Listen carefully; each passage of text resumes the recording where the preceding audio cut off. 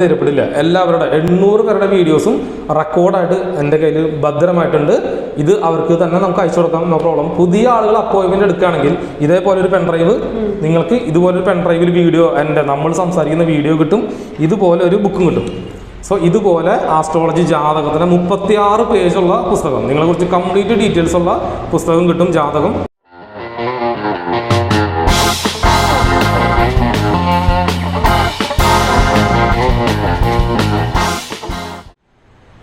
നമസ്കാരം.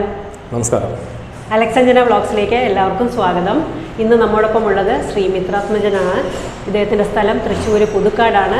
ഒരു 7 മാസം മുമ്പ് നമ്മൾ ഒരു വീഡിയോ ചെയ്തിരുന്നു. ആ വീഡിയോ നല്ല രീതിയിൽ പോവുകയും ഒരുപാട് പേർക്ക് അത് പ്രയോജനപ്പെടുകയും ചെയ്തിട്ടുണ്ട്. അപ്പോൾ അതൊരു ശരിക്കും പറഞ്ഞാൽ നമ്മൾ അതുവരെ ചെയ്തിരുന്ന വീഡിയോയിൽ നിന്നും വളരെ വ്യത്യസ്തമായിരുന്നു. എന്തുകൊണ്ടെന്നാൽ അത് എം തിയറി എന്ന സിദ്ധാന്തം ഇദ്ദേഹം രൂപപ്പെടുത്തുകയും അതിലൂടെ ഒരുപാട് പേരുടെ ജാതകം ഡീകോഡ് ചെയ്യുകയും ചെയ്തിരുന്നു. അതൊരു വിസ്മയം ഉളവാക്കുന്നൊരു സംഭവമായിരുന്നു. അത് ഒരുപാട് പേരിലേക്ക് അത് എത്തുകയും അല്ലേ, അത് വളരെ നല്ല അഭിപ്രായമാണ് നമുക്ക് കിട്ടിയത്. അപ്പം എനിക്ക് വളരെ സന്തോഷമുണ്ട് വീണ്ടും മിത്രാത്മനെ ഈ വീഡിയോയിലേക്ക് ക്ഷണിക്കാനും നിങ്ങൾക്ക് വീണ്ടും ഇദ്ദേഹത്തിൽ നിന്ന് ഒരുപാട് കാര്യങ്ങൾ കേൾക്കാനും സാധിക്കുക എന്ന് പറയുന്നത്. അപ്പം ഈ ഡീകോഡ് ചെയ്യുക എന്ന് പറയുന്നത്, എം തിയറി വഴി ഡീകോഡ് ചെയ്യുക എന്ന് പറയുന്നത് ശരി, ആ പ്രോസസ്സ് എങ്ങനെയാണ് ചെയ്യുന്നത്? ഇപ്പം 12 രാശികളാണല്ലോ ഉള്ളത്. അപ്പം അത് എങ്ങനെയാണ് ഒരാളുടെ ജാതകം ഡീകോഡ് ചെയ്യുക, അദ്ദേഹത്തിൻ്റെ ജനന സമയം അല്ലെങ്കിൽ ജനന ദിവസം മറ്റു കാര്യങ്ങളൊക്കെ വെച്ചിട്ട് ഒരു വ്യക്തിയുടെ പൂർണ്ണമായിട്ടുള്ള കാര്യങ്ങൾ പറഞ്ഞു കൊടുക്കുക. അത് വലിയ കാര്യമാണ്, അതെല്ലാവർക്കും സാധിക്കുന്ന കാര്യമല്ല. ചിലർക്ക് ചില കാര്യങ്ങൾ പറയാൻ പറ്റും, പക്ഷേ ഇതുപോലെ പൂർണ്ണ രൂപത്തിൽ ഒരു പുസ്തകമാക്കി അല്ലെങ്കിൽ ഒരു CD ആക്കി കൊടുക്കുക എന്ന് പറയുന്നത് ഒരു അത്ഭുതമാണ്. അപ്പം ശരിക്കും പറഞ്ഞാൽ ഇദ്ദേഹം എനിക്ക് ഗിഫ്റ്റായിട്ട് തന്നെ പുസ്തകമായിട്ടാണ് വന്നിരിക്കുന്നത്. അപ്പം നമുക്കതിലേക്ക് കിടക്കാം. പറയാം, ഞാൻ സംസാരിക്കാം. അതിന് മുമ്പ് ഇൻട്രൊഡക്ഷൻ. എൻ്റെ പേര് മിത്രാത്മജൻ എന്നാണ്, സ്ഥലം തൃശ്ശൂരാണ്, പുതുക്കാടാണ് സ്ഥലം. സോ നമ്മളൊരു ഇൻ്റർവ്യൂ ചെയ്തിരുന്നു. അപ്പോൾ അതിൻ്റെ ഫീഡ്ബാക്ക് ഒരുപാട് കമൻസ് വന്നിരുന്നു. അപ്പോൾ കമൻ്റ് ഇട്ട എല്ലാവർക്കും നന്ദി, നമസ്കാരം. സോ ഒരു സെക്കൻഡ് ഇൻ്റർവ്യൂ വേണമെന്ന് ഒരുപാട് ആളുകൾ പറഞ്ഞിരുന്നതിൻ്റെ ഫലമായിട്ടാണ് നമ്മൾ വന്ന് ഒരു സെക്കൻഡ് ഇൻ്റർവ്യൂ എന്ന് പറഞ്ഞ് നമ്മൾ ചെയ്യുന്നത്. കാരണം ഒരുപാട് ആളുകളിലേക്ക് എം തിയറി എത്തിച്ചേരണം എന്ന് ഞാൻ ആഗ്രഹിക്കുന്നു. അപ്പോൾ അതിൻ്റെ ഒരു ബേസിക് തിയറി ഞാൻ ചേച്ചിക്കും പറഞ്ഞുതരാം, ഓഡിയൻസിനും നമ്മുടെ സബ്സ്ക്രൈബേഴ്സിനും ഞാൻ പറഞ്ഞു. അപ്പൊ ചേച്ചിയോട് പറയുന്നത് പോലെ അവർക്ക് മനസ്സിലാക്കിക്കൊള്ളു. ചേച്ചി മനസ്സിലാക്കിയാൽ അവർക്ക് മനസ്സിലായി എന്നാണ് അർത്ഥം. നമുക്കറിയാം 12 രാശികൾ എന്നുള്ള സംഭവമുണ്ട് അല്ലെ, 12 രാശികളുണ്ട്. ഇതിനൊക്കെ നമ്മൾ ഡീകോഡ് എന്ന് പറഞ്ഞ വാക്ക് തന്നെ വന്നത്, നമ്മളൊരു വിഷയത്തിനെ പുറകിൽ നിന്ന് റിവേഴ്സിൽ ചിന്തിച്ചാൽ അതിന് ഡീകോഡ് എടുക്കാൻ പറ്റും. ഒരു കാര്യം, ഒരു സംഭവം കിട്ടി, അത് റിവേഴ്സിൽ അഴിച്ച് പണത് വീണ്ടും റീസെറ്റ് ചെയ്യാന്നൊരു സംഭവമുണ്ട്. അപ്പോൾ നമ്മൾ അഴിച്ച് പണിയാൻ മിടുക്കനാണ് എല്ലാ കാര്യത്തിലും. ചെറുപ്പം തൊട്ടേ അങ്ങനെ എന്തൊരു വാഹനം കിട്ടലും എന്ത് കിട്ടലും അത് അല്ലി പൊട്ടിച്ച് അത് അഴിച്ച് പണിയാണ്. അങ്ങനെ അഴിച്ച് പണത് പലതും, മനുഷ്യൻ്റെ ജീവിതം എന്താണ്, സൈക്കോളജി എന്താണ്, മാജിക് എന്താണ്, മാർഷൽ ആർട്സ് എന്താണ്, അതിൽ ഒരുപാട് കലാരൂപങ്ങൾ പഠിച്ച് അതെല്ലാം പഠിച്ച് ഏറ്റവും അവസാനത്തെ പഠിപ്പാണ് ഒരു മനുഷ്യൻ്റെ ആസ്ട്രോളജി. അതാണ് നമ്മൾ പണ്ട് പറയാറുള്ളത്, പഠിച്ച് പണിക്കരായി. അതായത് പണിക്കർ എന്ന് പറഞ്ഞാൽ പഠിച്ചില്ല, അവസാനത്തെ വിദ്യാഭ്യാസം. കാരണം എന്താ, ഒരു ആസ്ട്രോളജർ, ഒരു പണിക്കർ എന്ന് പറഞ്ഞാൽ ഒരു ഡോക്ടർ വന്നാലും അവൻ്റെ മക്കൾക്കുള്ള അസുഖങ്ങൾ ആ ഡോക്ടർക്ക് വരാൻ പോകുന്ന രോഗങ്ങൾ കണ്ടുപിടിച്ച് പറയാൻ പറ്റും ഒരു ആസ്ട്രോളജർക്ക്. എന്നെ സംബന്ധിച്ചല്ല ഞാൻ പറഞ്ഞത്, ഞാൻ ചെയ്യുന്നുണ്ട് അതല്ല. പക്ഷെ ഒരു ആസ്ട്രോളജി എന്ന് പറഞ്ഞാൽ പഠിച്ച ഒരാൾക്ക്, ഒരു എഞ്ചിനീയർ വന്നാലും ഒരു ഡോക്ടർ വന്നാലും എത്ര വലിയൊരു സയൻറ്റിസ്റ്റ്, ഇപ്പോൾ നിങ്ങളുടെ വീഡിയോ കണ്ടിട്ട് വളരെ വലിയൊരു ബഹുമാനം തോന്നി. കാരണം എന്താണെന്നുണ്ടെങ്കിൽ അമേരിക്കയിൽ ഞാൻ പുള്ളിയോട് പറഞ്ഞു, സുഹൃത്ത് നിങ്ങളൊരു വിദേശത്താണ് ജോലി, അമേരിക്ക പോലെ സ്ഥലത്താണ് ജോലി, അണ്ടർഗ്രൗണ്ടിലാണ് ജോലി, കമ്പ്യൂട്ടർ ഓപ്പറേറ്റിംഗ് ഒക്കെയാണ് നിങ്ങളുടെ ജോലി, അണ്ടർഗ്രൗണ്ടിലാണ്, അത് ഇല്ലീഗൽ ജോലിയാണ് ചെയ്തുകൊണ്ടിരിക്കുന്നത് പറഞ്ഞു. അപ്പോൾ ആൾ പറഞ്ഞു കറക്റ്റാണ്, ഇല്ലീഗൽ ജോലിയല്ല, അണ്ടർഗ്രൗണ്ട് ഭൂമിക്കടിയിൽ മിസൈൽസും സാധനം ഉണ്ടാക്കുന്ന അത്രയും ഓപ്പറേറ്റ് ചെയ്യുന്ന അതിൻ്റെ മെയിൻ ഹെഡാണ് ആള്, സയന്റിസ്റ്റ്. അപ്പം അദ്ദേഹത്തിനെ പോലുള്ള ആളുകൾ അലക്സഞ്ജന വ്ളോഗ്സിന്റെ ചാനൽ കാണുന്നു എന്ന് പറയുമ്പോൾ നമ്മളെ സംബന്ധിച്ച് അത്ഭുതം. ഇത് ഇത്രയും വലിയ ചാനലാണെന്ന് എനിക്ക് അറിയില്ലായിരുന്നു. സത്യം ഇപ്പോഴാണ് മനസ്സിലായത്. കുറച്ച് പേരുള്ളെങ്കിലും അത്രയും വലിയ ആളുകളൊക്കെ ഇത് കാണുന്നുണ്ട്. തീർച്ചയായിട്ടും വലിയ ആളുകൾ, പോലീസ് ഓഫീസേഴ്സ് അപ്പോയിൻമെന്റ് എടുത്തിട്ടുണ്ട്, വക്കീലന്മാര്, ജഡ്ജിമാർ, അവസാനം ജഡ്ജി വരെ നമ്മുടെ അടുത്ത് വന്നിട്ടുണ്ട്. സോ എല്ലാവരുടെയും വീഡിയോ റെക്കോർഡാണ്, എല്ലാ വീഡിയോ റെക്കോർഡിംഗ് ആണ്. ശരി, ഇപ്പൊ ഞാൻ തിയറിയിലേക്ക് വരാം. നമ്മൾ 12 രാശികൾ എന്ന് പറഞ്ഞ സംഭവമുണ്ട്. അതിനു മുമ്പ് നമ്മൾ ജനിച്ച നമ്മുടെ ഒരു ഇലുമിനാറ്റി സിംബോളിസം എന്ന് കേട്ടിട്ടുണ്ടായിരിക്കും, ഒരു ത്രികോണം കണ്ടിട്ടുണ്ടായിരിക്കും നമ്മൾ എപ്പോഴും. ഇലുമിനാറ്റി സിംബോളിസം ത്രികോണം. ഈ ത്രികോണം എന്ന് പറയുന്നതാണ് ഒരു മനുഷ്യന്റെ ജീവിതം. അതിന് മുകളിലേക്ക് ഇരിക്കുന്ന ത്രികോണം മെയിലും, ഇറിവേഴ്സ് ഇങ്ങനെ ഇരിക്കുന്ന ത്രികോണം ഫീമെയിലും, അങ്ങനെയാണ്. അത് രണ്ടും കൂടി കൂട്ടി കണക്ട് ചെയ്താണ് ഈ ശിവലിംഗം പോലെ സംഭവം ഉണ്ടാക്കിയിരിക്കുന്നത്. അത് തന്നെയാണ് മുരുക സിംബോളിസം എന്ന് പറയുന്നതും. ഈ ക്രിസ്ത്യാനിറ്റിയുടെ പള്ളികളിലുള്ള 6 ത്രികോണത്തിന്റെ സ്റ്റാർ എന്ന് പറയുന്നത് തന്നെയാണ്.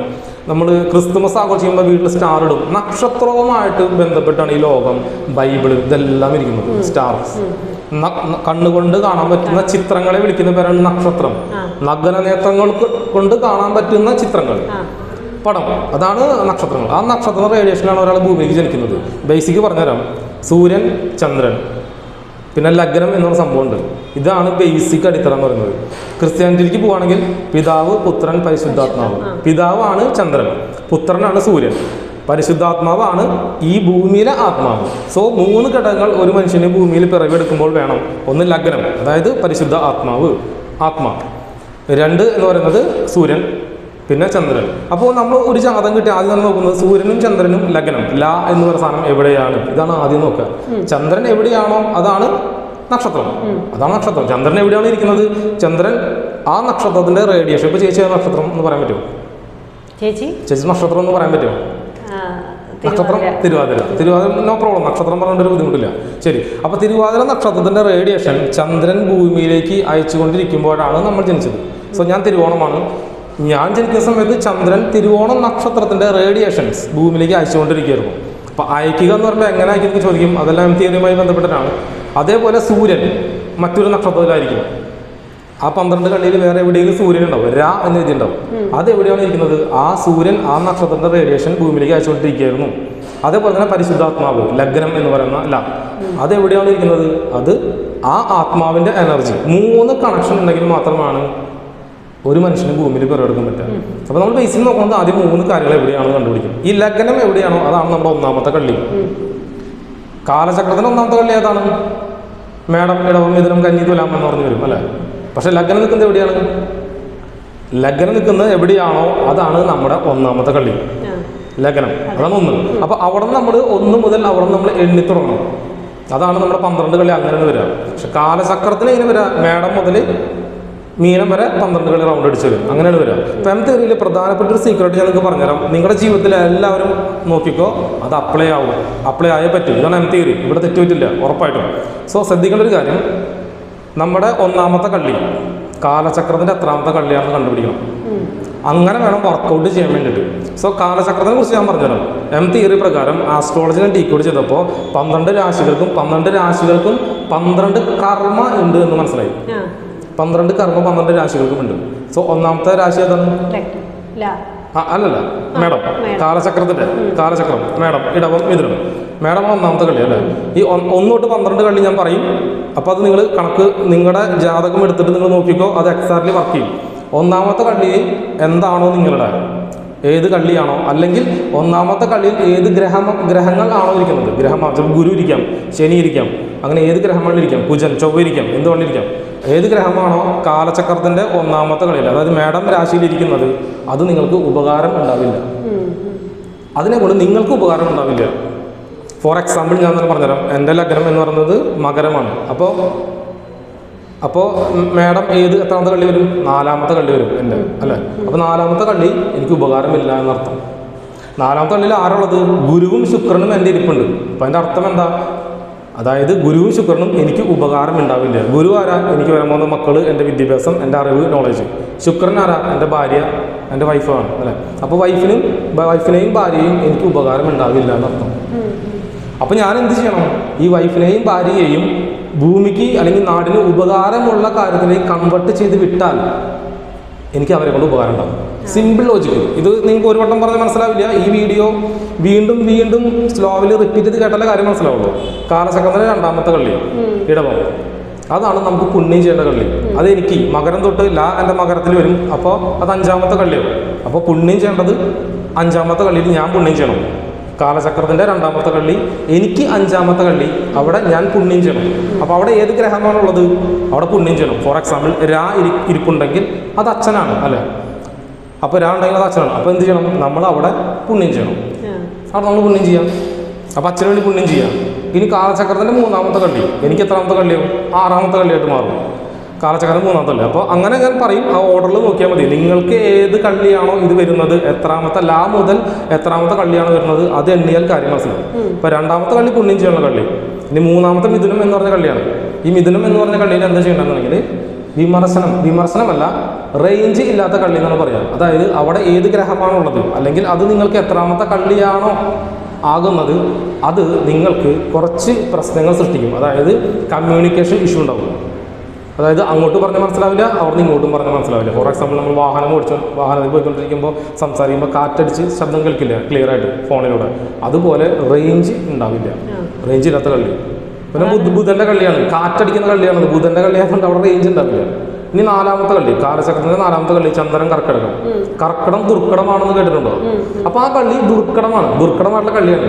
അപ്പൊ അത് എന്താ സംഭവം എന്നുണ്ടെങ്കിൽ ചന്ദ്രന്റെ കളിയാണത്. ചന്ദ്രൻ എപ്പോഴും പ്രകാശം, ചില ദിവസങ്ങൾ നല്ല പ്രകാശം, ചില ദിവസം രാത്രി പ്രകാശം കുറവായിരിക്കും, ചിലപ്പോൾ ഉണ്ടാവില്ല, അമാവാസി എന്നൊക്കെ പറഞ്ഞ പോലെ. അപ്പൊ എന്ത് സംഭവിക്കുന്നുണ്ടെങ്കിൽ ആ കളിയിൽ നമുക്ക് എന്താണുള്ളത്, നമ്മുടെ ആരാണ് ആ കളിയിൽ ഇരിപ്പുള്ളത്, അവിടെ നമുക്ക് പ്രശ്നങ്ങളും ടെൻഷൻസും, അതായത് അവിടെ തപ്പിത്തടഞ്ഞ് പോകേണ്ടി വരും. ചിലപ്പോൾ ഇരുട്ടുണ്ടാവും, ചിലപ്പോൾ വെളിച്ചമുണ്ടാവും. അങ്ങനെ സ്ഥലമായിരിക്കും, അവിടെ തപ്പിത്തടഞ്ഞ് പോകേണ്ടി വരും. ഈ കാലചക്രത്തിന്റെ 6ാമത്തെ കളി, കാലചക്രത്തിന്റെ 3, 4, 5ാമത്തെ കളി സൂര്യന്റെ കളി, ചിങ്ങം രവി എന്ന് പറഞ്ഞ കളിയുടെ പേര്. സൂര്യന്റെ കളി എന്താ പ്രത്യേകത? അവിടെ വെളിച്ചമുള്ള കളിയാണ്. വെളിച്ചത്തിന്റെ പ്രത്യേകത എന്താ? നമ്മൾ വെളിച്ചത്തെ ഈ ആമ്പാറ്റകളെ പോലെ വെളിച്ചം തേടി അങ്ങോട്ട് പോകണം. ഫോർ എക്സാമ്പിൾ, ലഗ്നം ഇപ്പോൾ ചിങ്ങം രവിയിൽ ഒരാളുടെ ലഗ്നം ഇരിപ്പുണ്ടെന്ന് വിചാരിക്കുക. അപ്പോൾ എന്ത് സംഭവിക്കുന്നത്? അയാളുടെ ജീവിതം മൊത്തം എല്ലാ കാര്യത്തിലും അങ്ങോട്ട് തേടിപ്പോകണം. ഒരു ഐഡൻറ്റിറ്റി കാർഡ് ഉണ്ടാക്കാൻ, ഒരു സർട്ടിഫിക്കറ്റ് കാര്യങ്ങൾ ഉണ്ടാക്കാൻ, ഒരു ജോലി കിട്ടാൻ, എല്ലാ കാര്യത്തിനും ആ വ്യക്തി അങ്ങോട്ട് തേടി പോകേണ്ടി വരും. അതേപോലെ കാലചക്രത്തിൻ്റെ 6ാമത്തെ കളി കന്നി എന്ന് പറയുന്ന കളിയാണ്. ആ കളി കുറച്ച് വിമർശനം ഉണ്ടാകുന്ന കളിയാണ്. ഇപ്പോഴും വിമർശനങ്ങൾ ഉണ്ടായിക്കൊണ്ടിരിക്കും. അപ്പോൾ ആ കളിയിൽ ഏത് ഗ്രഹമാണ് നിങ്ങളുടെ ഉള്ളത്, അവിടെ കുറച്ച് വിമർശനം ഉണ്ടായിക്കൊണ്ടിരിക്കും. അപ്പോൾ വിമർശനം വരും എന്ന് മനസ്സിലാക്കിയിട്ട് ഒരു മനുഷ്യൻ ജീവിതത്തിനെ മാറ്റിക്കഴിഞ്ഞാൽ അവൻ്റെ ജീവിതം സക്സസ് ആയിരിക്കും. അതുപോലെ കാലചക്രത്തിൻ്റെ 7ാമത്തെ കളി ഇത് തുലാം രാശിയാണ്. തുലാം അറിയാലോ, ക്ലാസ് ബാലൻസ് ചെയ്യുന്ന കളിയാണ്. സോ അവിടെ ബാലൻസിങ് വേണം. സിമ്പിൾ. അവിടെ എന്താണുള്ളത്, എത്രത്തോളം അങ്ങോട്ട് കൊടുക്കുന്നുവോ അവിടെ നിന്ന് അത്രത്തോളം ഇങ്ങോട്ട് കിട്ടും. ബൈബിളിൽ പറഞ്ഞ പോലെ നിങ്ങൾ എത്രത്തോളം അങ്ങോട്ട് കൊടുക്കുന്നുവോ അത്രത്തോളം ഇങ്ങോട്ട് കിട്ടും. നിങ്ങൾക്ക് എന്താണ് ആഗ്രഹം അത് നിങ്ങൾ അങ്ങോട്ട് കൊടുക്കുക, തിരിച്ചു കിട്ടും ആ കളിയിൽ. അതേപോലെ കാലചക്രത്തിന്റെ 8ാമത്തെ കളി വൃശ്ചികം, തേളിന്റെ കളിയാണെന്ന് അറിയാം. അത് തേളറിയാലോ, പുറകിൽ കുത്തുന്ന സംഭവം ഉണ്ട്, ഇറുക്കും ചെയ്യും. ഇത് എപ്പോൾ പണി തരുന്നു പറയാൻ പറ്റില്ല. അപ്പോൾ അവിടെ ജനിച്ചവരെന്തായിരിക്കും, ജീവിതം ഒരു ട്രാപ്പായിരിക്കും. അല്ലെങ്കിൽ നമ്മുടെ കളി എത്രാമത്താണ് വന്നിരിക്കുന്നത് അതൊരു ട്രാപ്പായിരിക്കും, ഒരു വാരിക്കുഴിയായിരിക്കും. സോ തേൾ അവിടെ ഉണ്ട്, എപ്പോഴും അറ്റാക്ക് നടത്താം. So danger. 8ന്റെ പണി, അതായത് 8ന്റെ പണി എന്ന് പറഞ്ഞാൽ 8ന്റെ പണി കിട്ടുന്ന കളി. 8ാമത്തെ കളി 8ന്റെ പണി പഴഞ്ചൊല്ല് പറയാറുണ്ട്. സോ അത് കഴിഞ്ഞ് കാലചക്രത്തിന്റെ 9ാമത്തെ കളി, അവിടെ ആ കളിയുടെ സിമ്പിൾ അറിയാലോ, ഒരു മനുഷ്യന്റെ പോലെ മൃഗത്തിന്റെ പോലെ ഒരാൾ അമ്പും വില്ലും പിടിച്ചിരിക്കുന്നതാണ്. ഒരു എയിം ചെയ്യുന്ന ഒരു സംഭവമാണ് അതിന്റെ സിമ്പിൾ ഇരിക്കുന്നത്. അതിന്റെ അർത്ഥം എന്താണെന്നുണ്ടെങ്കിൽ ആ സംഭവം അവിടെ അറിവിനെ കൂട്ടാൻ വേണ്ടിയുള്ള കളിയാണ്. അവിടെ ഏത് ഗ്രഹമാണുള്ളത്, അല്ലെങ്കിൽ അവിടെ നിങ്ങൾ ജനിച്ചിട്ടുണ്ടെങ്കിൽ അവിടെ അറിവിനെ കൂട്ടുക എന്നത് പ്രധാനമാണ്. അറിവ് ഉണ്ടാക്കിക്കൊണ്ടിരിക്കുക. അതായത് അവിടെ പ്രശ്നങ്ങളുണ്ടായിരിക്കും, യുദ്ധമുണ്ടായിരിക്കും, യുദ്ധത്തിലൂടെ അറിവ് ഉണ്ടാക്കുക. ഫോർ എക്സാമ്പിൾ, അവിടെ ചന്ദ്രൻ ഉണ്ടെന്ന് വിചാരിക്കുക. അപ്പോൾ അമ്മയോട് എപ്പോഴും തല്ലുകൂടി അമ്മയിൽ നിന്നുള്ള അറിവുകൾ കൂടിക്കൊണ്ടിരിക്കും. ഫോർ എക്സാമ്പിൾ, അവിടെ ശുക്രൻ എടുത്തിരിക്കും. അപ്പോൾ ഭാര്യയുമായിട്ട് തല്ലുകൂട്ടുണ്ടാവും, ഇടയ്ക്കൊക്കെ തല്ലുകൂട്ടുണ്ടാവും, എന്നിട്ട് അവർ അറിവിനെ കൂട്ടിക്കൊണ്ടിരിക്കും. അതേപോലെ കാലചക്രത്തിന്റെ 10ാമത്തെ കളി, 10ാമത്തെ കളിയാണ് നമ്മുടെ കർമ്മ, ജോലി ഇരിക്കുന്നത്. അപ്പോൾ ഈ 10ാമത്തെ കളിയിൽ എന്താണെന്നുണ്ടെങ്കിൽ ജോലിയാണ്. സോ നമ്മുടെ കർമ്മം ഈ കാലഘട്ടത്തിന്റെ, ഈ കലിയുഗത്തിന്റെ ഈ കാലഘട്ടത്തിന്റെ കർമ്മം അവിടെ ഉള്ളതുകൊണ്ട് ആ കളിയിൽ ഏത് ഗ്രഹമാണുള്ളത് അത് വെച്ചുകൊണ്ട് നിങ്ങളുടെ ജോലിനെ കണക്കൂട്ടാൻ പറ്റും, നിങ്ങളുടെ ഈ ജന്മത്തിന്റെ കർമ്മനെ കണക്കൂട്ടാൻ പറ്റും. കർമ്മം വർക്ക് ചെയ്യുന്നത് അവിടെയാണ്. അവിടെ കർമ്മം ചെയ്തേ പറ്റൂ. അവിടെ ഏത് ഗ്രഹമാണുള്ളത് അവിടെ കർമ്മമുണ്ട്, അത് ചെയ്തേ പറ്റും. അതേപോലെ കാലചക്രത്തിന്റെ 11ാമത്തെ കളി കുംഭം എന്ന് പറഞ്ഞ കളിയാണ്. അവിടെ ഒരാളിങ്ങനെ കുടം പിടിച്ചിരിക്കുന്ന സിമ്പിളാണ്. അതിൻ്റെ ഉള്ളിൽ നിന്ന് കുറേ സാധനങ്ങൾ പുറത്തേക്ക് വരണ്ടായിരിക്കും. അതിൻ്റെ അർത്ഥം അവിടേക്ക് നമ്മളൊന്നും തേടിപ്പോണ്ട, അവിടെ നമ്മൾ ഇങ്ങോട്ട് വന്നിരിക്കും.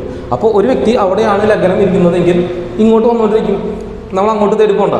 അപ്പോൾ എന്നെ സംബന്ധിച്ച് എൻ്റെ ലഗ്നം മകരായതുകൊണ്ട് കുംഭം 2ാമത്തെ കളിയാണല്ലോ. അപ്പോൾ ഫാമിലി, അതുപോലെ തന്നെ ഫണ്ട്, പൈസ, വരുമാനം അതെല്ലാം എന്നെ തേടി ഇങ്ങോട്ട് വരും. ഞാൻ അങ്ങോട്ട് തേടി പോകേണ്ട ആവശ്യമില്ല, വരുമാനം എന്നെ തേടി ഇങ്ങോട്ട് വരും. അങ്ങനെയാണ് ആ കണക്ക് വരുന്നത്. 12ാമത്തെ കളി എന്താണ്? പഞ്ചായത്തിൻ്റെ കളി. അവിടെ ആരാ ജനിച്ചത് അവൻ പഞ്ചായത്തിന് വേണ്ടിയിട്ട് വിധിക്കപ്പെട്ടവനാണ്. ഫോർ എക്സാമ്പിൾ, ഇപ്പോൾ നവാംശം D9 എന്ന സംഭവമുണ്ട്. ഈ D9 എന്ന സാധനം ലഗ്നം അവിടെ ഉണ്ടെന്ന് വിചാരിക്കുക. D9 വിവാഹത്തിന്റെ കളി.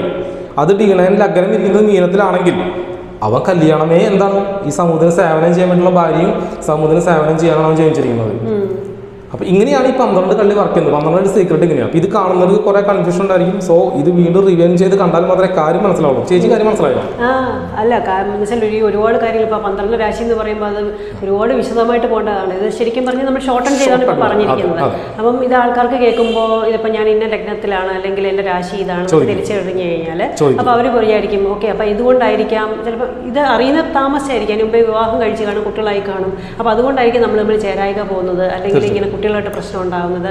പക്ഷേ പരിഹാരം എന്തെങ്കിലും നിർദ്ദേശിച്ചു കൊടുക്കാൻ സാധിക്കാറുണ്ട്? തീർച്ചയായിട്ടും പരിഹാരം അമ്പലം, പൂജ, വഴിപാട് ഇതൊന്നും നമ്മുടെ കയ്യിലില്ല. എൻ്റെ കയ്യിൽ ഒരു മോതിരമോ മാലയോ രുദ്രാക്ഷമോ ഒന്നുമില്ല. അതിൻ്റെ ആവശ്യം നമുക്ക് വരുന്നില്ല. കാരണം ആ ഒരു സമയം കഴിഞ്ഞു പോയി. പിന്നെ എൻ്റെ ആവശ്യമില്ല. മന്ത്രം, പൂജ ഒന്നും വേണ്ട. നമ്മുടെ കർമ്മം നമുക്ക് എവിടുന്നാണോ അറ്റാക്ക് വരുന്നത് അവിടെ ഒരു വെള്ള കൊടിയുമായിട്ട് പോയാൽ എന്ത് സംഭവിക്കും? സിമ്പിൾ. ഇപ്പം ചേച്ചിക്ക് അസുഖങ്ങളുണ്ടെന്ന് വിചാരിക്കുക. ഇടയ്ക്കിടയ്ക്ക് ഹോസ്പിറ്റലിൽ പോകുന്ന ഒരാള് അസുഖം വരുന്നുണ്ടെങ്കിൽ ചേച്ചി എന്ത് ചെയ്യണം? അസുഖമുള്ള ഒരാൾക്ക് കൂടി ഹെൽപ്പ് ചെയ്യാം. അപ്പോൾ അവിടെ സമാധാന കൊടിയുമായിട്ട് പോകുമ്പോൾ അവിടെ നിന്ന് നമുക്ക് പോസിറ്റീവ് റേഡിയേഷൻ വരും. ഇങ്ങനെയാണ് ഈ പോസിറ്റിവിറ്റി നെഗറ്റിവിറ്റി വർക്ക് ചെയ്യുന്നത്. എന്തുമായിക്കോട്ടെ, അതാ പറഞ്ഞത് ഈ കർമ്മയിൽ കണക്ട് ചെയ്ത് നമുക്ക് എവിടെയാണോ പ്രശ്നമുള്ളത് അവിടെ നമ്മൾ സഹായങ്ങൾ ചെയ്ത് കഴിഞ്ഞാൽ നമുക്ക് എന്ത് കിട്ടും? അവിടെ നിന്ന് നമുക്ക് പോസിറ്റീവ് എനർജികൾ വന്നുകൊണ്ടിരിക്കും. സോ ഒരാളുടെ കർമ്മം ജോലി ചെയ്യലാണ്, അതിന് മുൻജന്മ കർമ്മ ജോലിയാണെങ്കിൽ ആ ജോലി കറക്റ്റായിട്ട് ചെയ്താൽ അവന് യാതൊരു പ്രോബ്ലംസ് ഉണ്ടാവില്ല. ആ പ്രോബ്ലംസ് ഇല്ലാതെ അവന് ജീവിക്കാൻ പറ്റും. അതുപോലെ എവിടെ നിന്നാണോ നമുക്ക് അറ്റാക്ക് വരുന്നത് അവിടെ ഒരു വെള്ള കൊടിയുമായിട്ട് പോകുക. കാരണം അവിടെ ഹെൽപ്പ് ചെയ്യാം. എവിടെയാണ് പ്രശ്നം? ഇനി കർമ്മനെ കുറിച്ച് പറഞ്ഞിട്ടുണ്ടെങ്കിൽ സമയം ഉണ്ടെങ്കിൽ കർമ്മനെ കുറിച്ച് ഞാൻ പറഞ്ഞുതരാം. കർമ്മ ബേസിക്കലി പെട്ടെന്ന് പറഞ്ഞുതരാം. ഗുരു എന്ന് പറഞ്ഞൊരു ഗ്രഹമുണ്ട്. അത് നമുക്ക് നെഗറ്റീവാണ് പോസിറ്റീവ് കണ്ടുപിടിക്കാൻ വളരെ ഈസിയാണ്. ഗുരു കർമ്മ പോസിറ്റീവ് ഉള്ള വ്യക്തിക്ക് കുട്ടികൾ ഇങ്ങോട്ട് ഹായ് എന്ന് പറയും. ചെറിയ കുട്ടികളുടെ ഹായ് ചെറിയ കുട്ടികളുടെ ശരിക്കും. ഗുരു നെഗറ്റീവായ കുട്ടികൾക്ക് അവർക്ക് കുട്ടികളെ ഇഷ്ടമുണ്ടാവില്ല, കുട്ടികൾക്ക് അവരെ ഇഷ്ടമുണ്ടാവില്ല. ഇതാണ് ഗുരു നെഗറ്റീവായുള്ള പ്രശ്നം. ഇനി അതുപോലെ തന്നെ ശനി പോസിറ്റീവ് ആണെങ്കിൽ അവന് ജോലിയിൽ ഒരു പ്രശ്നം ഉണ്ടാവില്ല. ശനി നെഗറ്റീവ് ആണെങ്കിൽ അവന് ജോലിയിൽ എന്നും പ്രശ്നമായിരിക്കും. അപ്പോൾ അവിടെ നല്ല കാര്യങ്ങൾ ചെയ്യണം. ഇനി ചന്ദ്രൻ നെഗറ്റീവ് ആണോ പോസിറ്റീവ് ആണോ? ചന്ദ്രൻ നെഗറ്റീവായി വീട്ടിൽ എന്തുണ്ടാവും? വെള്ളം എപ്പോഴും ലീക്കായി പോകുന്നുണ്ടാവും. ഒരു ചേച്ചി അപ്പോയിൻമെൻറ്റ് സമയത്ത് വിളിച്ചു. അപ്പോൾ ചേച്ചിക്ക് വയറ്റിൽ കുറച്ച് പ്രശ്നമുണ്ടെന്ന് ഫുഡ്. അപ്പോൾ ചേച്ചിയുടെ വീട്ടിൽ പൈപ്പ് പൊട്ടിയിട്ട് വെള്ളം ലീക്കായി പോകുന്നുണ്ടോ? അടച്ചിട്ടും അടയ്ക്കാൻ പറ്റുന്നില്ല. അപ്പോൾ പോകുന്നുണ്ട്, ഞാൻ എത്ര അടച്ചിട്ടും അത് അടയ്ക്കാൻ പറ്റുന്നില്ല. അപ്പോൾ അപ്പോയിൻമെൻറ്റ് എടുത്തിട്ടാണ് പറഞ്ഞു. സംഭവം ആണെങ്കിൽ ചന്ദ്രൻ്റെ കർമ്മ നെഗറ്റീവ് ആണെങ്കിൽ വെള്ളം പോയിക്കൊണ്ടിരിക്കും. അല്ലെങ്കിൽ ആ ഫാമിലിയിൽ വയറ് സംബന്ധിച്ച് ഫുഡുമായിട്ട് ബന്ധപ്പെട്ട് പ്രശ്നം ഉണ്ടാവും. അല്ലെങ്കിൽ അമ്മ പ്രശ്നമായിരിക്കും ചന്ദ്രൻ. അല്ലെങ്കിൽ മനസ്സിന് എപ്പോഴും ടെൻഷൻ. അപ്പോൾ മനസ്സിന് ടെൻഷൻ നിങ്ങൾക്കുണ്ടെങ്കിൽ ചന്ദ്രൻ നെഗറ്റീവ് ആണ്. അപ്പോൾ എന്ത് ചെയ്യണം?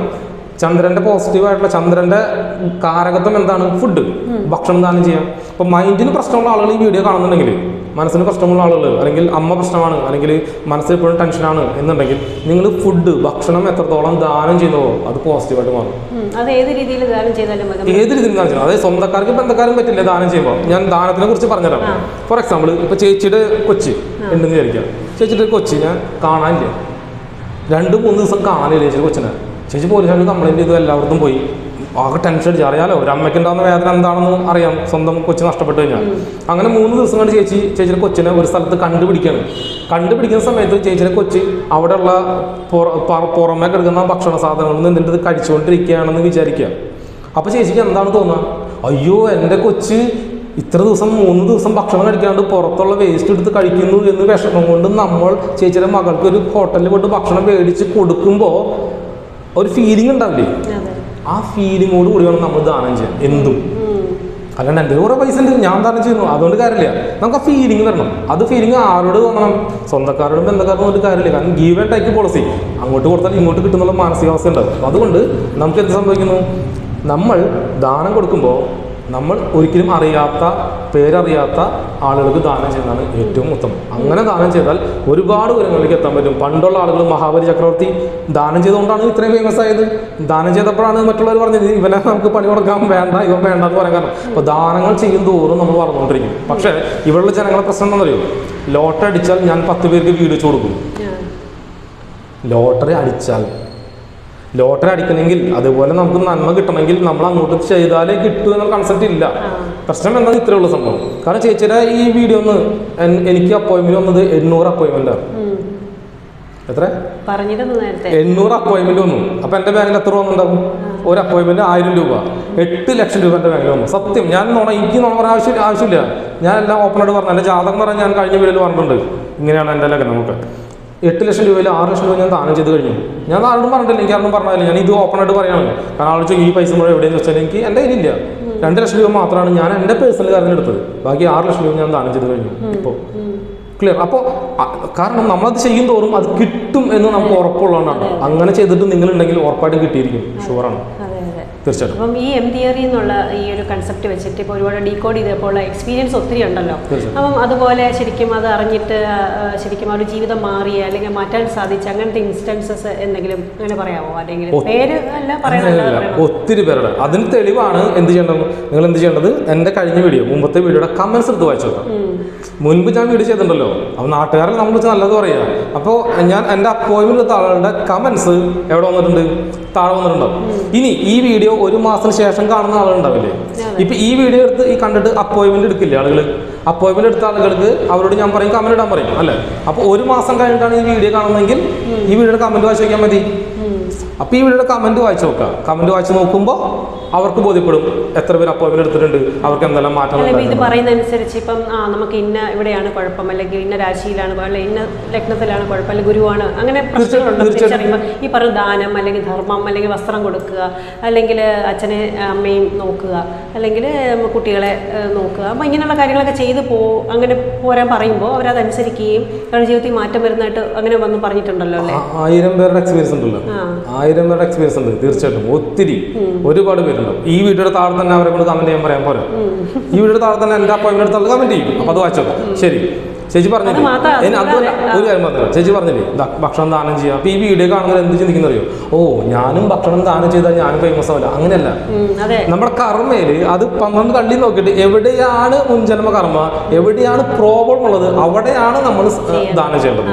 ചിലപ്പോൾ ഭാര്യയ്ക്കാവാം, ചിലപ്പോൾ അമ്മയ്ക്കാവാം, ചിലപ്പോൾ അച്ഛനാവാം, ചിലപ്പോൾ അയൽക്കാർക്കാവാം, ചിലപ്പോൾ ഈ പറഞ്ഞ പോലെ നാട്ടുകാർക്കാവാം, ചിലപ്പോൾ ജോലിയിലാവാം, ചിലപ്പോൾ ഫാമിലിയിൽ മാത്രമാവാം, ചിലപ്പോൾ ബന്ധുക്കൾക്കാവാം. അങ്ങനെ കർമ്മ എവിടെയാണോ ഇരിക്കുന്നത് അവിടെ ചെയ്താൽ ആ പ്രശ്നം സോൾവ് ആവും. ഗ്യാരണ്ടി. ശരിക്കും പറഞ്ഞാൽ ഈ വ്യക്തികളുടെ ജാതകം ഡീകോഡ് ചെയ്യുന്നത് കൂടാതെ ഇപ്പം കുടുംബക്ഷേത്രങ്ങളെ പറ്റി അതിൻ്റെ പ്രാധാന്യത്തെ പറ്റി സംസാരിച്ചിട്ടുണ്ട്. പിന്നെ ലൈവായിട്ട് ഒത്തിരി വീഡിയോസ് ചെയ്യുമ്പോൾ ലോകത്ത് നടക്കുന്ന ഇപ്പം ജപ്പാനിൽ എർത്ത് പറ്റി അല്ലെങ്കിൽ മഴയെപ്പറ്റി അങ്ങനെ ഒരുപാട് അസുഖങ്ങളെ പറ്റി, കോവിഡിനെ പോലുള്ള അസുഖം വരുന്ന കാര്യങ്ങളെപ്പറ്റി ഇങ്ങനെ ഒരുപാട് സംസാരിച്ചിട്ടുണ്ട്. അപ്പോൾ ഈ കുടുംബക്ഷേത്രങ്ങളുടെ പ്രാധാന്യം അത് ഒരാളുടെ ജീവിതത്തിൽ എത്രമാത്രമാണ് വരുന്നത്? അതായത് അസുഖങ്ങളെ കാര്യം പറഞ്ഞില്ലേ, ഇപ്പം ഇനി വൈറസ് അടുത്ത് വരാൻ കിടക്കുകയാണ്. ഫുഡുമായിട്ട് ബന്ധപ്പെട്ട് വൈറസിന് വരാൻ കിടക്കുകയാണ്. പിന്നെ അടുത്ത വൈറസ് ഫുഡുമായി ബന്ധപ്പെട്ട് വൈറസ് വരും. അപ്പം പിന്നെ അത് വരാൻ കിടക്കുക. അങ്ങനെ ഒരുപാട് കാര്യം ഇനി സംഭവിക്കാനുണ്ട്. പുതിയ ടെക്നോളജി അവതരിപ്പിക്കാൻ പോകുന്നു.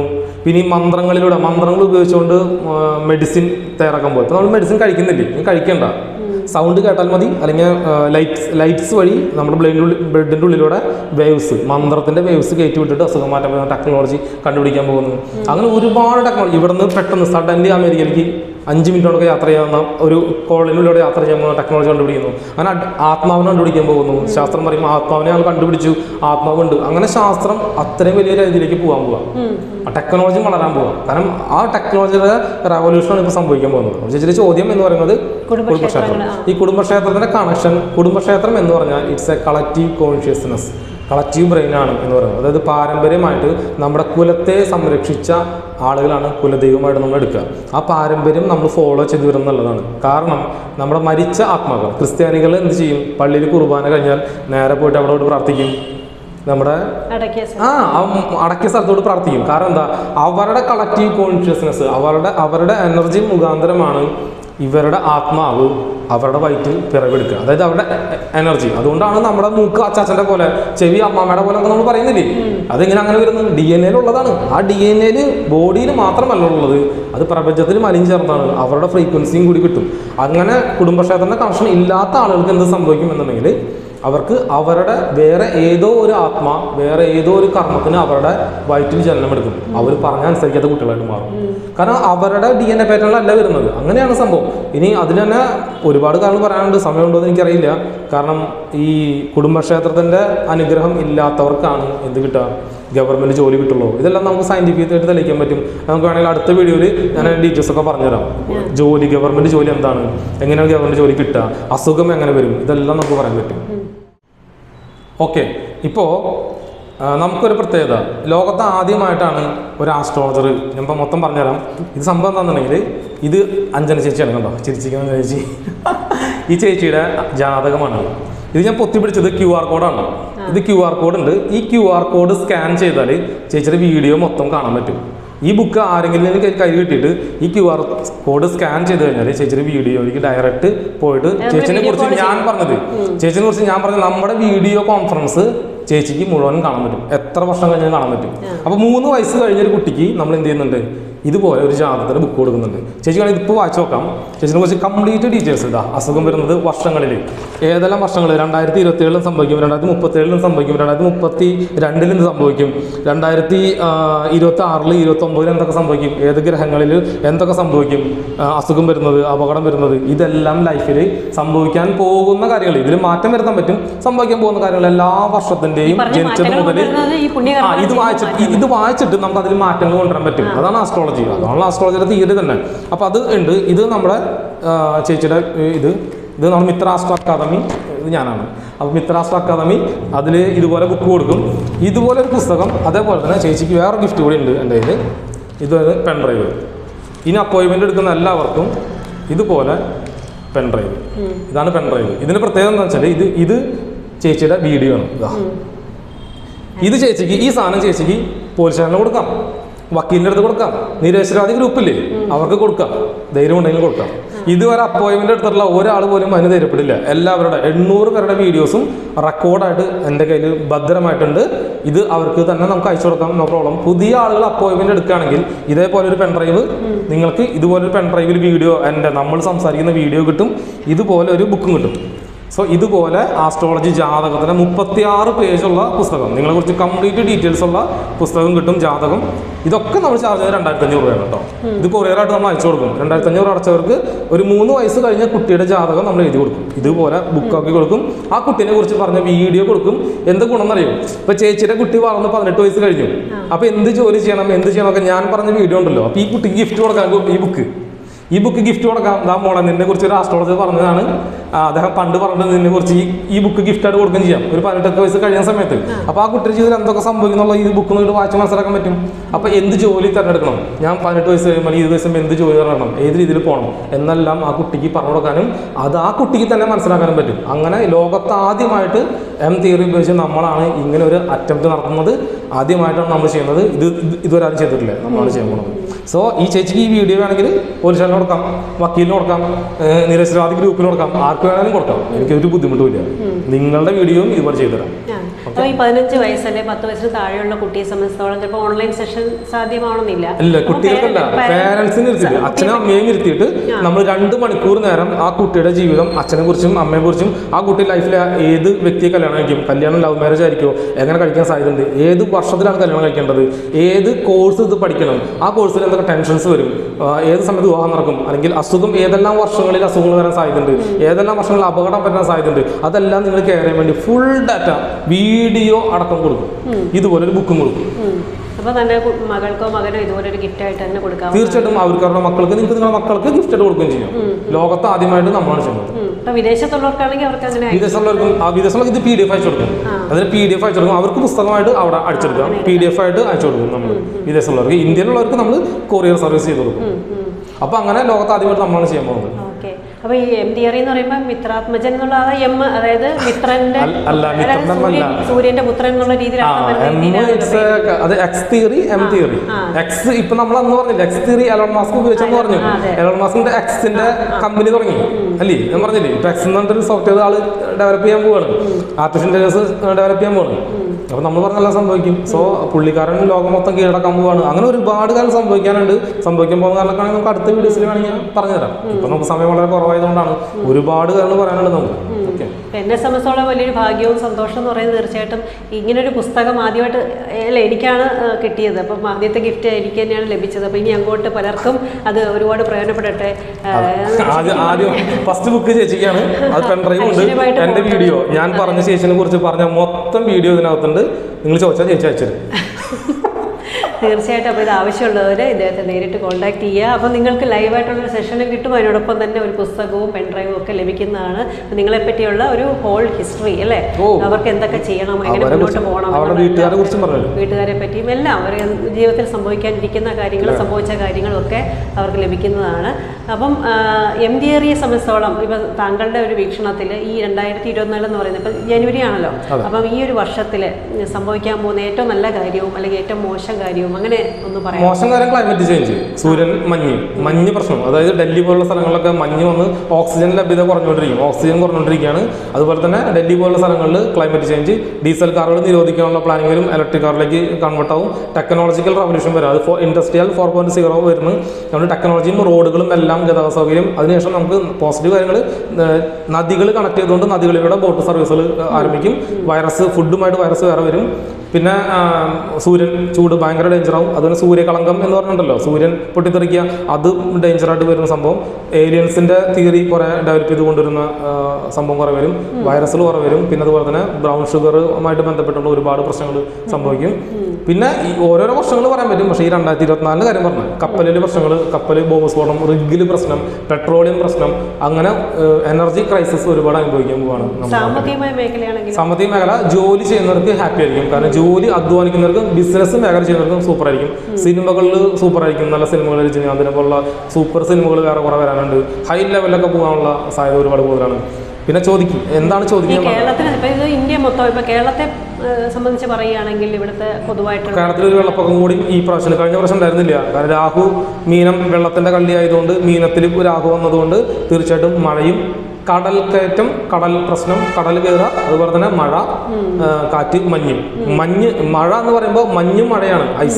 ഐസ് വീഴ, അല്ലെങ്കിൽ മഞ്ഞ് അല്ലെങ്കിൽ മഴ, വെള്ളപ്പൊക്കം. അതും കർണാടക ബേസ് ചെയ്തും മുംബൈ പോലുള്ള സ്ഥലങ്ങളിൽ പ്രശ്നങ്ങളുണ്ടാവും. ഭീകരാക്രമണം പോലുള്ള സംഭവങ്ങൾ ഈ വർഷം തന്നെ ഉണ്ടാവും. എല്ലാ ഇലക്ഷൻ്റെ സമയത്ത് ഉണ്ടാവാറുണ്ട്. അതൊക്കെ സംഭവിക്കും. പർട്ടിക്കുലറായിട്ട് പറയുകയാണെങ്കിൽ ഓരോ ജില്ലേനും ബേസിട്ട് പറയാൻ പറ്റും. പക്ഷെ അതിന് നമ്മൾ കണക്ക് കൂട്ടിയെടുത്താൽ ഓരോ തൃശ്ശൂർ ജില്ലയിലും സംഭവിക്കും, കോഴിക്കോട് ജില്ലയിലും സംഭവിക്കും, മലപ്പുറത്തും സംഭവിക്കും. അങ്ങനെ എക്സാക്ട്ലി പറയാൻ പറ്റും. പക്ഷെ നമുക്ക് അതിനുള്ള ടൈം ഇല്ലാത്തതുകൊണ്ടാണ് ഇപ്പോൾ പറയാത്തത്.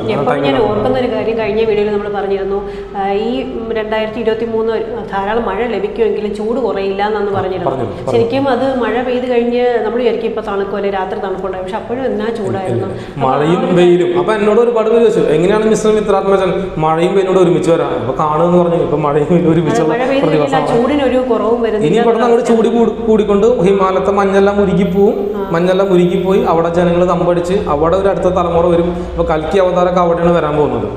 സോ ഇതൊരു വലിയൊരു പ്രോസസ്സിംഗാണ്. ഈ ടെക്നോളജി എന്ന് പറയുന്നത് ഒരു പ്രോസസ്സിംഗാണ്. അടുത്ത ലെവലിലേക്ക് നമ്മളെ കൊണ്ടുപോകാൻ, നമ്മളെ കുറിച്ച് പഠിക്കാൻ അവന്മാർക്ക് കൊടുത്ത ഇതാണ് ഈ ഫോണൊക്കെ. നമ്മൾ ഫോൺ ഉപയോഗിക്കുമ്പോൾ നമ്മളെ കുറിച്ച് ലോകം പഠിച്ചുകൊണ്ടിരിക്കുന്നു. അതിനുശേഷം ആർട്ടിഫിഷ്യൽ ഇന്റലിജൻസ് വരും, റോബോട്ട് വരും, കംപ്ലീറ്റ് റോബോട്ടിക് മേഖലയിലേക്ക് മാറും. പക്ഷേ ജോലി ഉണ്ടാവും, ഇഷ്ടംപോലെ ജോലി ഉണ്ടാവും. ജോലി പോകുന്നില്ല, IT മേഖലയിൽ പ്രശ്നം വരും. പക്ഷേ ജോലി സംബന്ധമായിട്ട് ഒരുപാട് മേഖലയിൽ വികസിക്കാൻ പോവാണ്. ഇൻഡസ്ട്രിയൽ 4.0 വരാൻ പോകുന്നു. റോഡുകളുണ്ടല്ലോ, ഇപ്പോൾ നമ്മുടെ കോഴിക്കോടൊക്കെ റോഡുകളുണ്ടല്ലോ, അത്രയും വലിയ റോഡുകളും വലിയ സ്ഥാപനങ്ങളും വലിയ ബിൽഡിങ്ങുകളും വരാൻ പോവാ. അദാനി ഗ്രൂപ്പ് ഓഫ് കമ്പനിയാണ് ഇതെല്ലാം ചെയ്യാൻ പോകുന്നത്. സാഗർമാല പ്രോജക്റ്റിനെ കുറിച്ച് പഠിച്ചാൽ മതി. സാഗർമാല പ്രോജക്റ്റിനെ കുറിച്ച് പഠിച്ചാൽ മതി. സിമ്പിളാണ്.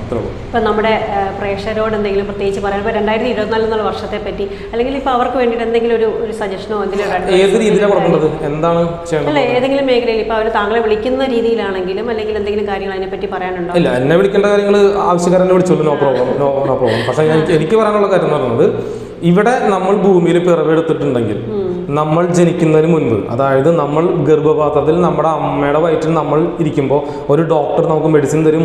ഈ കുട്ടി നന്നായിട്ട് വളരണം. ആ ഡോക്ടർക്ക് 6 മാസം കഴിയുമ്പോൾ അറിയാം അത് ആൺകുട്ടിയാണോ പെൺകുട്ടിയാണോ. അപ്പോൾ അതിനുള്ള മെഡിസിൻസ് ഡോക്ടർ തന്ന് നമ്മളെ ആദ്യമായിട്ട് ചികിത്സിക്കുന്നത് ഒരു ഡോക്ടറാണ്. നമുക്ക് അയാൾ ആരാന്നറിയില്ല അല്ലേ. അതിനുശേഷം ആ അമ്മ പ്രസവിക്കുന്നു, നമുക്ക് പുറത്തേക്ക് വരുന്നു. ഈ അമ്മ പ്രസവിച്ചെടുക്കുമ്പോൾ നമ്മളെ നോക്കിയത് വേറൊരു ചേച്ചിയായിരിക്കാം. കാരണം അമ്മയ്ക്ക് എടുക്കാൻ പറ്റില്ല, പ്രസവിച്ചെടുക്കണം. അപ്പോൾ നമ്മൾ അമ്മൂമ്മ അയക്കാം, അല്ലെങ്കിൽ വീട്ടിൽ അയൽക്കാരയക്കാം. നമ്മൾ വളർന്ന് വന്നുകൊണ്ടിരിക്കുമ്പോൾ നമുക്ക് ചോക്ലേറ്റ് മേടിച്ചത് മാമന്മാർ, അളിയന്മാർ, ചേട്ടന്മാർ, ചേച്ചിമാർ, ബന്ധുക്കൾ ഇതൊക്കെ ഉണ്ടാവും. ഒരു യൂണിഫോം മേടിച്ചിട്ടുണ്ടാവും, സ്കൂളിൽ കൊണ്ടുപോയിട്ടുണ്ടാവും, നമുക്ക് ഭക്ഷണം വാരുന്നുണ്ടായിരിക്കും. ഇതൊക്കെ നമ്മൾ മറന്നിട്ട് ഈ ലോകം ഞാൻ മാത്രമേ ഇവിടെ ഉള്ളൂ, ഞാൻ മാത്രമാണ് ശരി, എൻ്റേതാണ് ഈ ലോകം എന്ന് നയിക്കുന്ന ഒരുപാട് ആളുകളെ കാണാൻ പറ്റി. So be careful. അങ്ങനെ പോകുന്ന എല്ലാവർക്കും പ്രശ്നങ്ങൾ സംഭവിച്ചിട്ടുണ്ട്. എൻ്റെ അപ്പോയിൻമെൻ്റ് എടുത്ത എല്ലാ ആളുകളൊക്കെ ഇതുപോലത്തെ പ്രശ്നങ്ങൾ അനുഭവിക്കുന്നവരാണ്. നമ്മൾ ഈ ഭൂമിയിൽ പിറവെടുത്തിട്ടുണ്ടെങ്കിൽ നമ്മളെ ഒരു 5 വയസ്സ് വരെ, 10 വയസ്സ് വരെ, അല്ലെങ്കിൽ 20 വയസ്സ് വരെയൊക്കെ വളർത്തിയ അച്ഛനും അമ്മയും അല്ലാത്ത ആളുകൾ, നമ്മുടെ ഗർഭപാത്രത്തിൽ ഇരിക്കുമ്പോൾ നമുക്ക് ട്രീറ്റ്മെൻറ്റ് ചെയ്ത ഡോക്ടർ മുതൽ അങ്ങനെ നമുക്ക് ഒരുപാട് സഹായങ്ങൾ കിട്ടുകയാണ് ഭൂമിയിൽ നമ്മൾ പിറവെടുക്കുന്നത് തന്നെ. അപ്പോൾ അറിഞ്ഞൂടാ. അപ്പോൾ തിരിച്ച് ചെയ്യാൻ നമ്മൾ ബാധ്യസ്ഥനാണ്. സോ നമ്മൾ മാക്സിമം നമ്മുടെ ഇതുപോലുള്ള ആളുകൾക്ക്, ബുദ്ധിമുട്ട് അനുഭവിക്കുന്നവർക്ക്, പ്രശ്നങ്ങൾ അനുഭവിക്കുന്നവർക്കൊക്കെ നമ്മൾ ദാനം ചെയ്യുക, മാക്സിമം സപ്പോർട്ട് ചെയ്യുക. 70 കേക്കാണ് ഇപ്പോൾ നമ്മൾ ക്രിസ്മസിന് കൊടുത്തത്. പിന്നെ ഒരു സ്കൂളിൽ TV കൊടുത്തു. നമ്മൾ അങ്ങനെ ഒരുപാട് കാലം നമ്മൾ ചെയ്യുന്നുണ്ട്. അത് ഭാഗമാവാൻ താല്പര്യമുള്ളവർക്ക് ഭാഗമാവാം. സോ വലിയൊരു കമ്പനി നമ്മൾ ഡെവലപ്പ് ചെയ്യുന്നുണ്ട്. ആ കമ്പനിയുടെ പേരൊന്നും പറയുന്നില്ല, മിത്ര എം വെച്ചിട്ട് നമ്മൾ വലിയൊരു കമ്പനി ഡെവലപ്പ് ചെയ്യുന്നുണ്ട്. ആ കമ്പനിയിലേക്ക് നമ്മൾ ആളെ ഇൻവൈറ്റ് ചെയ്യുന്നുണ്ട്. അങ്ങനെ ഒരുപാട് പ്രോജക്റ്റ് നമ്മൾ ചെയ്യുന്നുണ്ട്. പറയാനുള്ള കാര്യം നമ്മൾ സേവനം മനോഭാവം എടുത്തു കൊണ്ടുവരുന്നത് നല്ലതാണ്. മദ്യം ഇതുപോലെ കാരണമൊക്കെ ഉപേക്ഷിച്ച് സേവന മനോഭാവം എടുത്തു കൊണ്ടുവന്നാൽ ഒരുപാട് സക്സസിലേക്ക് ഒരുപാട് എത്തിച്ചേരാൻ പറ്റും. ഒരാളെ സംബന്ധിച്ചിടത്തോളം അവൻ എന്താണ് അല്ലെങ്കിൽ താൻ എന്താണ് എന്നുള്ള തിരിച്ചറിവാണ് ഏറ്റവും വലിയ അറിവ്. അപ്പോൾ ആ അറിവ് തീർച്ചയായിട്ടും MTAയിലൂടെ ലഭിക്കട്ടെ എന്ന്. അതാണ് നമ്മുടെ ഗ്യാരണ്ടി. നിങ്ങൾ എന്തിനു ഭൂമിയിൽ പിറവെടുത്തു, മരിക്കുന്നതിന് മുമ്പ് എന്തൊക്കെ ചെയ്യണം, എന്തൊക്കെ സംഭവിച്ചിട്ടുണ്ട്, സംഭവിക്കാൻ പോകുന്ന കാര്യം എന്തൊക്കെയാണ്, ഇതെല്ലാം പറഞ്ഞിട്ടുണ്ട്. കാരണം ക്യാൻസർ 28 വയസ്സായ പയ്യന് ക്യാൻസർ വരുന്നത് ഞാൻ പറഞ്ഞു, പക്ഷേ എനിക്കിത് പറയാൻ പാടില്ല. ഞാൻ പറഞ്ഞു നിങ്ങൾക്ക് ക്യാൻസറിന് സാധ്യതയുണ്ടെന്ന്. എന്നിട്ട് ഇവന് ഒരു ചെറിയ പ്രശ്നം വന്നപ്പോൾ ഡോക്ടർ ചോദിച്ചപ്പോൾ ക്യാൻസർ വന്നു. എന്നെ വിളിച്ച് ഒരുപാട് കർശനം ഡോണ്ട് വരും, നീ പേടിക്കണ്ട, അസുഖം കണ്ടുപിടിച്ച് ഞാനാണെങ്കിൽ ഞാനല്ല കേട്ടോ, ഞാനല്ല, ഇതെനിക്കൊരു ഇത് കിട്ടിയതാണല്ലോ, ഞാനല്ല. അപ്പോൾ അത് നിങ്ങൾക്ക് മാറ്റി തരാൻ പറ്റും, അതിപ്പോൾ മാറ്റി കൊടുക്കുന്നുണ്ട്. അപ്പോൾ കണ്ടുപിടിച്ചാൽ മാറ്റി തരാൻ പറ്റും, കണ്ടുപിടിച്ചാൽ നിങ്ങൾക്ക് മാറ്റാൻ പറ്റില്ല. തീർച്ചയായിട്ടും അങ്ങനെ നല്ല രീതിയിൽ തന്നെ കാര്യങ്ങളെല്ലാം പോട്ടെ, എല്ലാ പ്രോജക്ട്സും വിജയിക്കട്ടെ എന്ന് പ്രാർത്ഥിക്കുന്നു. അപ്പം സ്പെഷ്യൽ ഗിഫ്റ്റിന് നന്ദി. അപ്പം ഇതുപോലെയുള്ള കാര്യങ്ങൾ അപ്പം നിങ്ങൾക്ക് നേരത്തെ പറഞ്ഞ പോലെ തന്നെ ഇതുപോലെ ഒരു പെൻഡ്രൈവും പുസ്തകവും നിങ്ങളുടെ ജീവിത ചരിത്രം അല്ലെങ്കിൽ നിങ്ങളുടെ ലൈഫ് എങ്ങനെ പോകണം എന്നുള്ളതിനെ പറ്റിയുള്ള അറിവ് മുഴുവൻ നിങ്ങൾക്ക് ലഭിക്കട്ടെ എന്ന് പ്രാർത്ഥിച്ചുകൊണ്ട് ഇവിടെ നിർത്തുന്നു. സ്നേഹത്തോടെ നന്ദി, നമസ്കാരം. Thank you. നന്ദി, നമസ്കാരം.